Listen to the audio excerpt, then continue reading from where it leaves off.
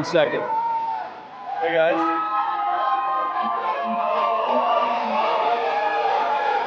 We've got one more surprise in case this wasn't enough. I'm going to let Elon do it. Who else is here? Well, President Milei has a gift for me. Javier Milei from Argentina. You guys know who that is, right? Why don't we bring him out? Yeah.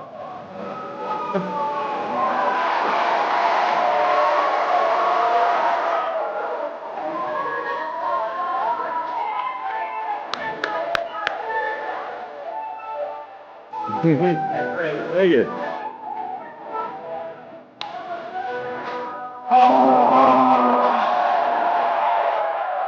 This is the chainsaw for bureaucracy.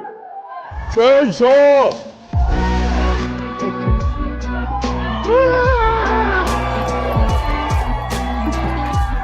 That's perfect. All right. I love it. Mr. President, thank you so much. All right. Thank you. Thank you, sir. Nice to meet you. I love it. We love it. We love it. All right. They told me to put this right Where should we put it? They want it right here. All right, great. A little stage prop. Well, I love you guys too. Thanks, guys. Have a seat. So, That was something. I am become meme. Yeah, pretty much. I'm just living the meme. It's like there's living the dream and there's living the meme, and it's pretty much what's happening, you know. You're like, I think you're bigger. I mean, DOGE started out as a meme. Think about it. And now it's real. Isn't that crazy? It is crazy. But it's cool. Let me ask you this. A year ago, if someone had told you you'd be at CPAC and working with the president to absolutely shred the government, the swamp, whatever you want to call it, would you have ever believed that? No. No. Me neither. But it's cool. This is awesome. And I just want to say, thanks for your support. I mean, you guys are, So, I mean, we're trying to get good things done, but also have a good time doing it, and and have like a sense of humor, So, I mean, the sort of the left wanted to make comedy illegal, Like you can't make fun of anything. So then it's like comedy sucks. It's like nothing's funny. You can't make fun of anything. It's like legalize comedy. Yeah. Legalize comedy. And we've shifted the entire culture in just the last few months. The whole culture of this country has shifted dramatically just because of that election. Yeah, exactly. Yeah. Freedom of speech, having fun again. It seems like we should have a good time, I mean, it's a great time. Everybody in this place is so excited, and when you talk to conservatives, everybody's happy. Yeah. And everybody feels this great sense of relief because we were going to hell for about 4 years. It really felt bad. Yeah. Especially toward the end, it felt really bad. Yeah, I thought we were sort of heading for a point of no return, really. Yeah. Until that's why it was so essential that President Trump win the election, and that there be a Republican majority in the House and Senate, which, thanks to you, that has been accomplished. Yeah. Yeah. Well, I want to ask you, one of the biggest questions I have for you is, you've been, politically, you weren't really on one side or the other for a long time. You're a businessman. A lot of people, they stay away from it. Now you're on a side, and you've chosen a side. You're sitting here in a MAGA hat. What's it, how did that happen? What was the moment dark Gothic MAGA. That's a good one. What was there a specific moment? Was there a moment that it all changed? Yeah, when I realized I was a fool. But no, I was, I guess, yeah, I mean, I'd say I was probably politically neutral for quite a while. Leaning a little Democrat, You know? How do you go from that to this? Yeah, no, How does that happen? Well, Did they go crazy?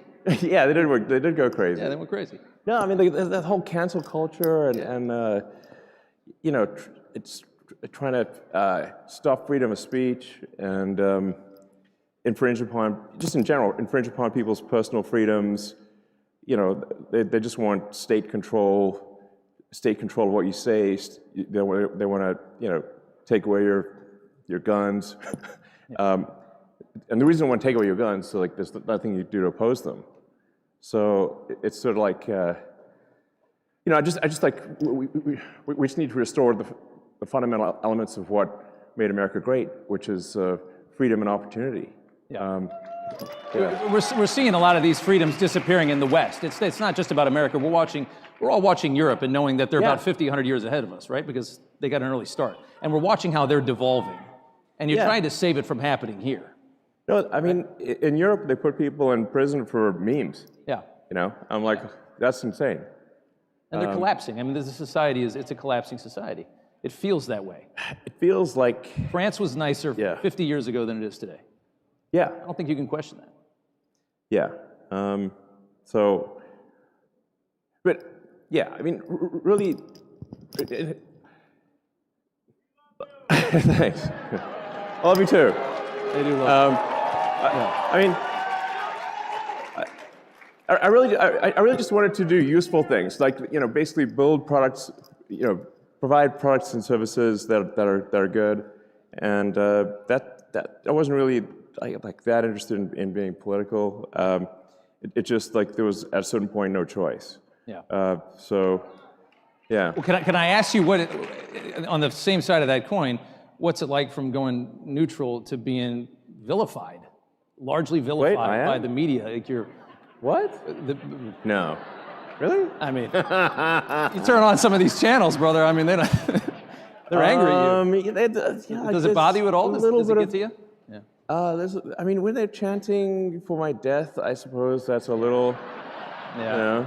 Not good. But then, like, the song's not even that good, and it's like you call that a death chant? That's nothing. Please. They've been singing a lot lately. It's not even good music. There's a lot of music lately. It's not good music either. Yeah. Yes. I would say that you know, watching what you're doing with DOGE is just people love it. I mean, I've always looked at the government, and I've always looked at the government, and I've seen this big machine and you just know that they waste because they don't care. Nobody cares. There's more money coming. They don't care. Yeah. You're cutting all this out. Everybody in this country knows that the government is full of waste, fraud, and abuse. And you're doing the work, and the Americans love it. Watching their reaction politically to this, I can't believe how bad they are at responding to this. I don't know how you're going to sit there and scream and complain because they're cutting waste out of the government and try to win another election. How do you try to win on that? Well, at this point, I'm not sure how much of the left is even real. Yeah. You know. How much was propped up by our money? You know. Yeah. Like literally, you know, you see like these sort of fake rallies where there's like hardly any people, and the media will like frame it and like, you know, get all 6 people, you know, in the frame, but there's like nobody else is there. Like just it doesn't have popular support. But then you learn that like there's hundreds of billions of dollars going to these so-called NGOs. And it's your tax dollars that are funding things that are fundamentally anti-American. And they're propping up their narrative. Yes. A lot of that government money has been propping up a left that I don't think is as strong as they made it seem. In fact, a massive amount of your tax dollars is going to legacy media companies. Yes. Directly from the government. The government wants to take over media. Yeah, it's terrible. Yeah. That's why we have X. Yeah, and that's why you spent $44 billion. I mean, that's a lot of money. I mean, more than it was probably worth. But there was a message. Freedom is priceless. Priceless. Yeah. Probably one of the most important investments this country's ever seen. If you got to protect the First Amendment, it's not much more important than that. Yeah, I mean, I got a lot of criticism, and people said, "Well, that proves he's a huge idiot from a, you know, like, look, you know, he bought it for whatever, $44 billion, and now it's worth like 8 cents." And it's not worth 8 cents. But you know, there's But it was essentially to buy freedom of expression, Once that's gone, it's all over. Yeah. It's all over. Yeah, Into tyranny is really quick after that. Yeah, I mean, like all the sort of federal money going to media companies is what helps explain why the legacy media all says the same thing at the same time. Yeah. Like, isn't it like, it's like weird, like you can put them up where it's like, like when they're mouthpieces for the state. For the state. Yes. And that's what we've come to know. Yeah. It's scary. And I like that meme where they're, because they're always saying like threat to our democracy, but if you just replace democracy with bureaucracy, it makes a lot of sense. It makes perfect sense. Yeah. Big threats to the bureaucracy. That's exactly right. Let's talk about these DOGE dividend checks that everybody's talking about this week. And I know you tweeted out that you were does everybody want like a $5,000 check in the mail? It sounds kind of good, right? And the best part about it would be knowing where it came from. That's $5,000 that you sent them last year. Totally. It's money that's taken away from things that are destructive to the country and from organizations that hate you to you. That's awesome. Does it seem, have you talked to that's like glorious. That's like it's the best. The spoils of battle, Spoils of battle. I like that. Is there traction on that? Yeah. So I talked to the president, and he's supportive of that, and so it sounds like that's something we're going to do. Yep. So as we're finding savings, that's going to translate directly to reductions in tax. So yeah. I think they fired 6,000 people at the IRS today. And I think Lutnick said last night that they're talking about shutting down the IRS. And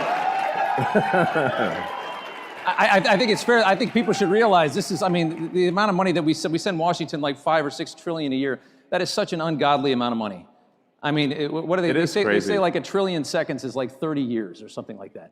That's how much we send them, and they seem to never have enough. There must be a lot you can cut. No, absolutely.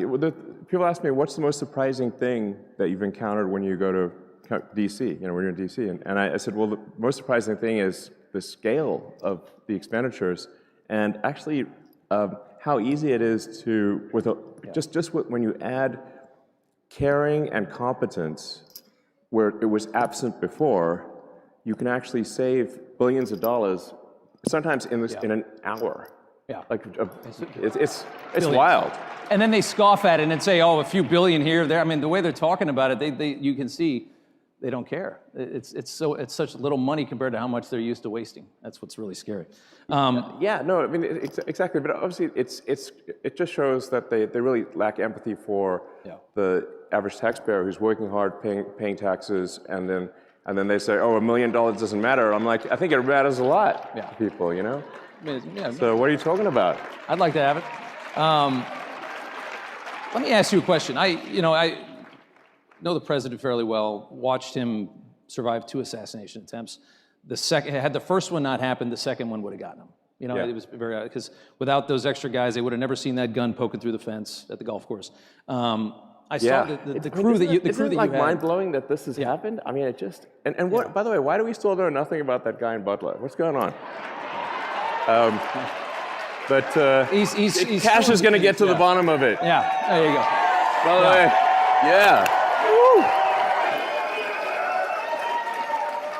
Confirmed just a couple hours ago, but I saw that the security detail that you had come in is enormous.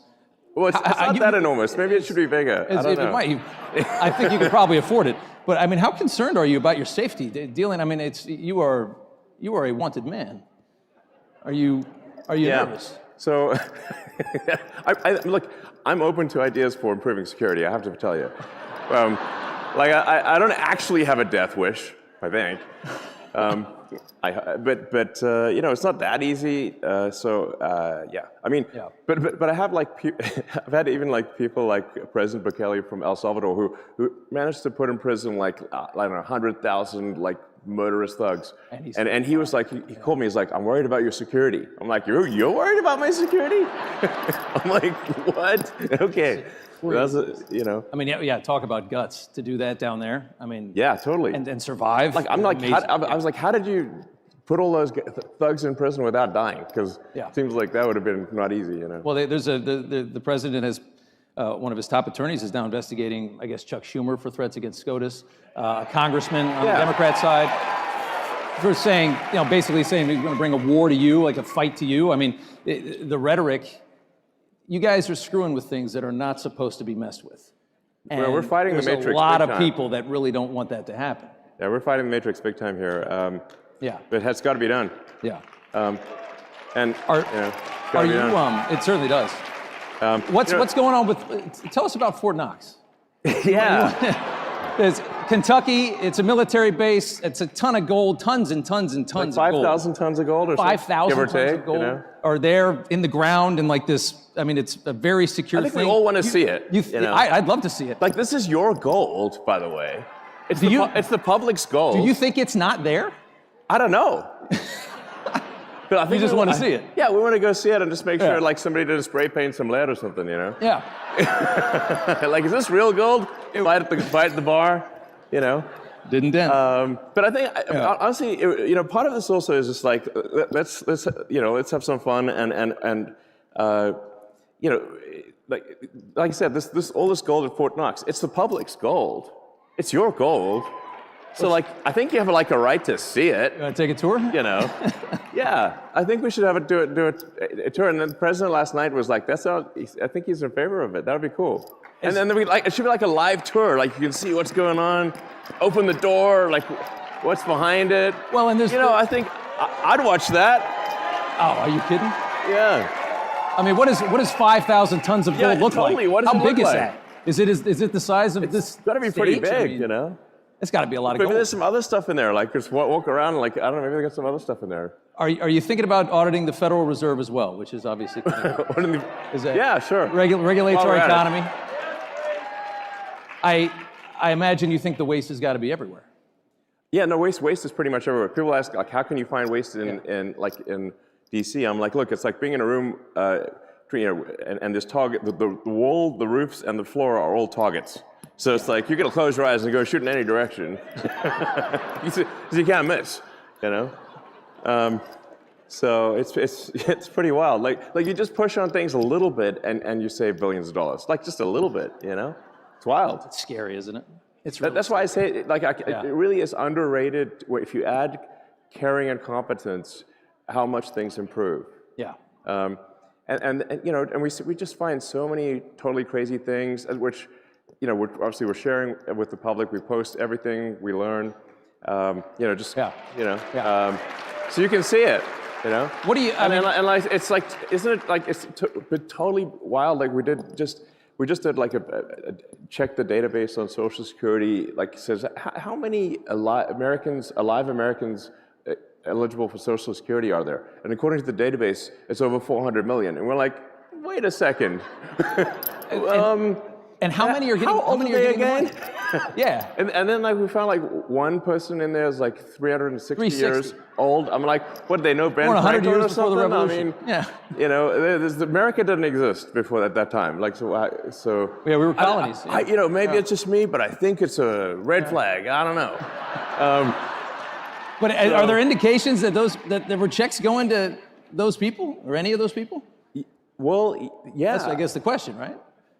I get the Social Security Administration is dumb, but are they paying these people? Are they that dumb? I don't know. A bunch of money is going out from the Social Security Administration, and in fact, from all entitlements programs. $72 billion in waste in like 7 years. That's $10 billion a year. Well, I think the fraudulent payments. The rough estimate from Government Accountability Office is over $500 billion of fraud a year. $500 billion. And how long of a time? Per year. Per year on Social Security? No, on all on all government. On all entitlements. All entitlements. All entitlements. Yeah. It sort of actually makes sense when you look at the thing from a top level and say, like, okay, there's $7 trillion of spending by the government. What percentage do you think is fraudulent? Okay, exactly. Like a conservative estimate of the 7 trillion would be 10%. Conservative. Probably a little higher than that, yeah. Exactly. Feels like a quarter out of every dollar, right? But if the fraud's only 10% of 7 trillion, you've got $700 billion of fraud. Yeah. And by the way, it's like really easy to take advantage of the federal government. It's very easy. So, Very easy. Look at COVID. yes. Everybody got rich during COVID. I mean, look at all these scammers. I mean, it's unbelievable. It looks like in terms of the COVID payments, there was something like $200 billion of COVID payment fraud taken by fraudsters out of the country. Out of the country, yeah. That's like I think, listen, if there's going to be fraud, it should at least be domestic. Yeah. So, you know. But they managed to get $200 billion out of the country. I'm like, what? Didn't we notice that? Let me ask you, let's do immigration here for a second. You know, there's this move now that Trump's latest thing is that he's going to cut funding, any kind of money that ends up in the hands of illegal immigrants. So if you're funding these sanctuary cities and states, that's how they thrive, right? They're paying for these hotels. That's all federal money. If you got a hotel in your city in New York, you got all these hotels full of migrants, that's not state money. That's the feds are covering that. He's going to cut all that. It's really hard to deport 15 million people. And it seems like the move now is, let's see if we, especially at the rate that we're going, it seems like the move now is, let's make it so that they leave on their own. If there's no longer a dole system for them, if they can't get their hands on hotel rooms and money, they're going to go back, especially if there's no work. Well, I think it's really important for people to understand that the Biden administration sent any possible money that they could if there was money they could send to facilitate and amplify illegal immigration, they sent it. Okay, they took money from FEMA meant for helping Americans in distress and sent that money to luxury hotels for illegal immigrants in New York. That is an outrage. They actually did that. And not only that, even after the president signed an executive order saying it has to stop, the FEMA, the sort of whatever deep state bureaucrats still pressed send on $80 million last week to go to the Roosevelt Hotel in New York and other places last week. And now they're mad that it got stopped, and they're like trying to sue to have it be restored. It's like the gumption is unreal. You think they're creating a new voter class? Do you think that was the goal when they opened up the borders for 4 years? Create a new voter class, get them citizenship, get them in, green cards, vote. A lot of these things, like you don't actually have to assume some grand conspiracy. You just need to look at basic incentives. Benefits. So if the incentives, fundamentally, if the probability that an illegal is going to vote Democrat at some point, whether it's cheating, but eventually they can become citizens. But if the probability is like 80, 90%, you can just look at California, which is supermajority Dem, and then the incentive is to maximize the number of illegals in the country. That is why the Biden administration was pushing to get in as many illegals as possible and spend every dollar possible to get as many, because every one of them is a customer, every one of them is a voter. And so the whole thing was a giant voter importation scam. Pretty obvious. Very obvious. And then moreover, then they actually created the CVP1 voter app thing, where they were, which is like where they would literally fly people in. It's not like like at the point at which people are being flown in at your expense. Sending planes. Like building a wall up, doesn't fly matter. them over the border. Yeah, they're literally flying them in. No other country in the world would do something like this. Nobody is this stupid. Yeah, and then we found that it was like a $100 million contract given to some guy in London, actually, oddly enough, for the CVP1 app. So they're flying illegals into the swing states. And if you've got like a margin of victory of maybe 20,000 people, and you fly 200,000 illegals into that state, it's not going to be a swing state for long. Change the numbers eventually. Maybe in 4 or 8 years, you're talking about perpetual it's just a matter power. of time. It's a long game. It's just a matter of time. So it might take like a year for an asylum seeker or something to get a green card, and then 5 years for the citizenship. It's an investment that is guaranteed to pay off. Yeah. Just a question of when. They all remember who brought them in and who left them here. Exactly. Exactly. I want to go back. I want to talk about Biden. This is a big deal. Like, I think a lot of people don't quite appreciate that this was an actual, real scam at scale to tilt the scales of democracy in America. It's treasonous. Treason. Yeah. One more Biden question. I remember when when they would do the electric car stuff, they would always try to box you out, even though you have the only electric car anybody wants. Yeah.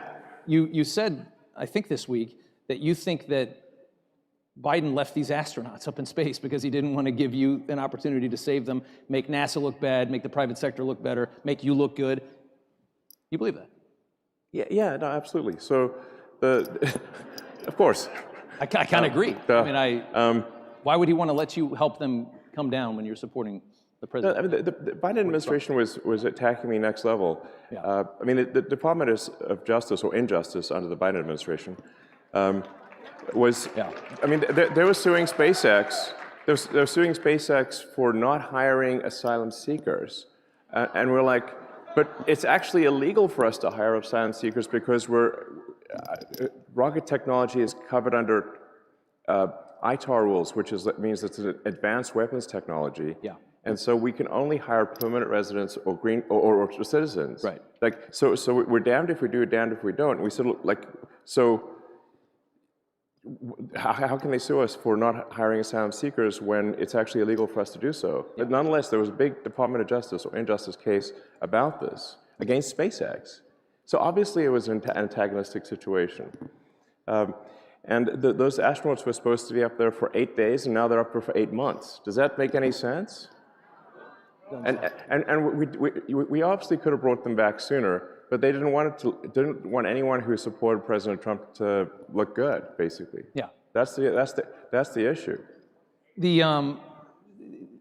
A lot of them are saying right now that the reason that you want to get into Social Security, that you want to get into all of these into Treasury and things like that, is that you're looking for personal information and you're trying to make more money. Yeah. I've never met anybody as rich as you that cared less about money in my life. Every time I hear a story about you, you're sleeping on a couch of some other guy in a city that you could buy the entire thing. Yeah, I don't think you care about money, do you? No, actually, no, I mean, listen, like, if I steal some Social Security, I can finally buy nice things. Yeah. You know? And on that same question, they're also talking about you guys are going to end Social Security, you're going to end Medicare, you're going to end these things. I don't imagine that conversation has been had with the president, and that's the plan. No, in fact, the actions that we're taking with the support of the president and the support of the agencies is what will save Medicare, what will save Social Security. Yeah.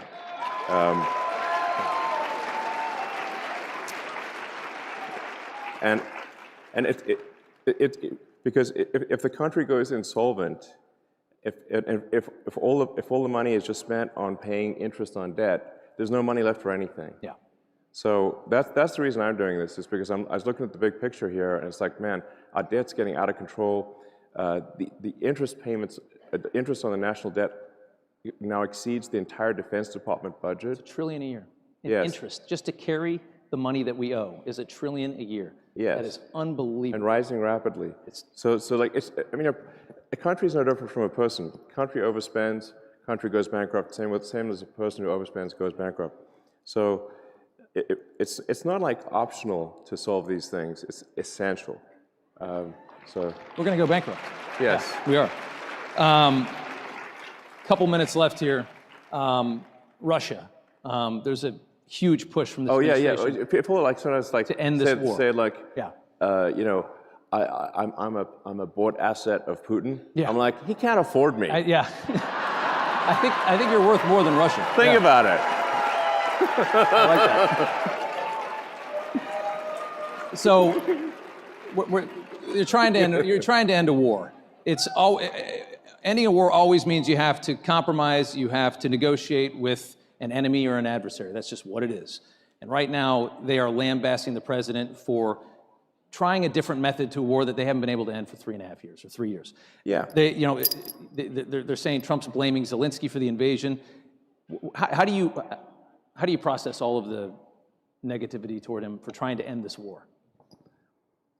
Well, First of all, I think we should have empathy for the people dying at the front lines. That's the most important thing. And people have been dying, you know, it's like, how many more years is this supposed to go on? Yeah. And imagine if that was your son, your father, you know, what are they dying for? Yeah. What exactly are they dying for? That line the line of engagement has barely moved for 2 years. Yeah. There's a whole bunch of people dead in trenches for what? And I'll tell you what for what. It's like for the biggest graft machine that I've ever seen in my life. That's for what? It's unreal. Like the amount of money that is being taken in graft and bribery is disgusting. And so what's actually happening is that those you know, those poor guys are getting sent into a meat grinder for money. That's what's actually going on. Yeah. And it needs to stop. And that's, I mean, it seems, I mean, Trump is so pragmatic on this. He's just looking at it and he's saying, it's Ukraine, it's not our country, it's not a NATO ally. I just want to see people not dying. I want to see on both sides. I mean, think about how so many young men have died in Ukraine that the army is starting to age out. The military is aging out. You got 40 and 50-year-old guys fighting in a war because there's nobody left that's not killed or maimed in their 20s. Yeah. That's the reality of it. Think about how many people that is. If you're a humanitarian at all, you just got to end the war. Like, no matter what. Just get it over with. Yes. People, they need to stop dying. Yeah. And the grift machine's got to stop, you know. So, and I think people, that a lot of people out there don't realize, like, the president has a lot of empathy. He really cares, you know. He's a good man. So. I got one more for you. I've been fascinated by you for a very long time. Thanks. I've never seen anybody that can, you know, do so many things at the same time. I mean, you've got the rockets, you got the cars. I've always wanted to ask you, what is it like inside your mind? Like, is it just 1,000 miles an hour? I mean, are you? Yeah. Is it just not? I mean, does it ever stop? Do you sleep? How much do you sleep? What's? Paint us a picture of inside of the mind of a genius. Like, how do you do all this? Can you answer that question? It's not an easy question. Yeah. I mean, my mind is a storm. Yeah. So. Yeah. It's a storm.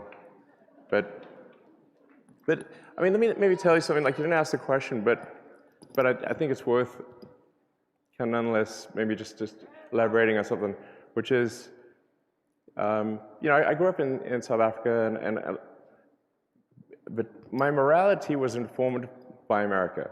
I read comic books, you know, played Dungeons and Dragons, and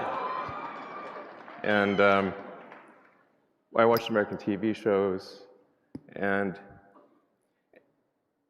it seemed like America cared about being the good guys, you know, about doing the right thing, and that's actually pretty unusual, by the way. Yeah. It's like In the world, it's very unusual. Yeah, it's not like actually. Most countries don't do that. No, they don't. No. And so I was like, yeah, you know, you want to be this good. You want to be on the side of good. You want to care about what's right, and yeah. So that's what I believe in. You know, so. I gave you a tough one at the end. Yeah. So, yeah. That's great. That's great. Elon Musk. All right, you're the thank man. you. Thank you so much. All right. I appreciate it. Thank you. All right.